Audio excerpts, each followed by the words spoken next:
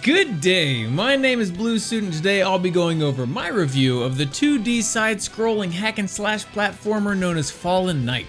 In Fallen Knight, you take on the role of Lancelot the 50th, a long descendant of the original member of the Knights of the Round Table, as he dodges and slashes his way through a dangerous terrorist organization known only as the Purge that's hell-bent on revealing the truth behind the Holy Grail and destroying the futuristic city of Neo-Utopia. Lancelot, along with his partner Galahad, race through the city's 5 sectors to quell the enemy threat and defeat each boss one after another before facing the true final leader of the Purge.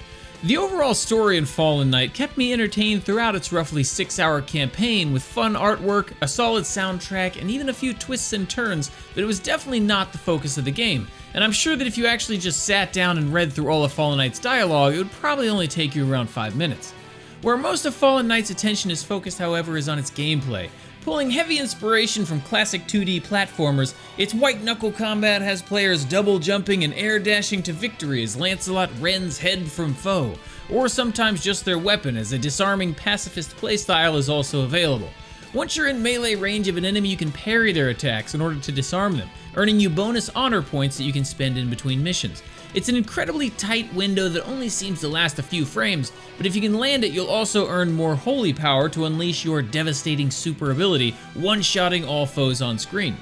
This super ability charges as you deal and take damage, and capable players will be trying to use it every time it comes up, but it does have a huge vulnerability window after you use it that will often cost you some HP. There are a fair variety of enemies in Fallen Knight, from grenadiers to riflemen and a few different melee variants, but nothing too far outside of the usual suspects. What players will really be looking forward to are the bosses.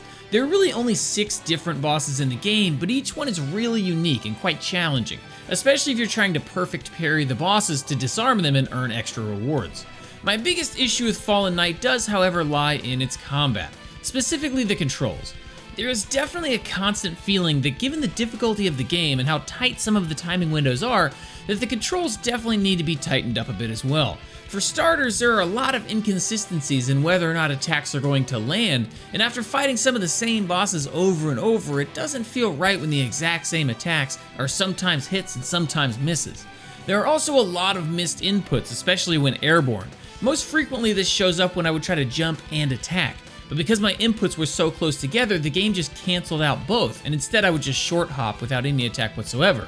And in a game that's all about jumping and attacking, this problem comes up a lot.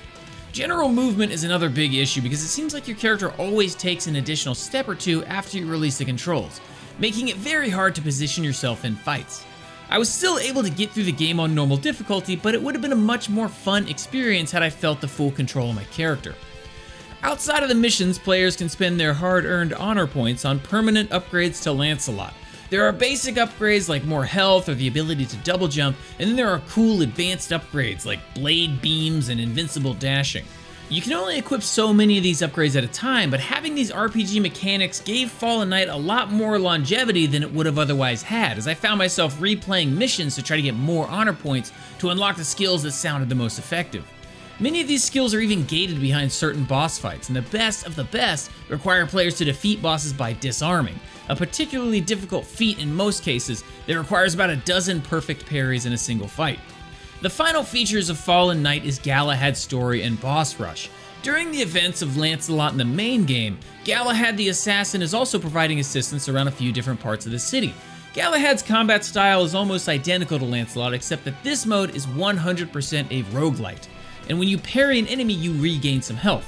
When the game begins, you select from a pool of skills and you run, slash, and dash as far into the story as you can before dying, adding a new skill or two to your main pool and then starting over.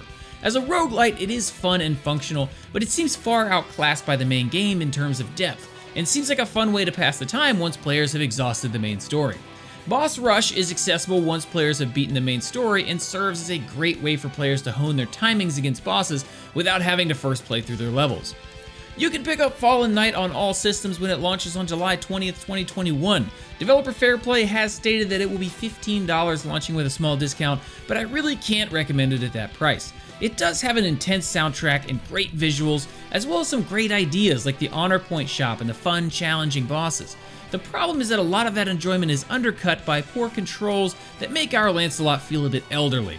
So I'm valuing Fallen Knight at $9, and I really think it could be a great platformer in the future if we see some of its shallower elements tuned up. I hope you enjoyed this review of Fallen Knight. Come see me on Twitch where you can watch our reviews in progress 5 nights a week. As always, don't forget to like, subscribe, and let me know in the comments what you thought about it. Until next time, peace!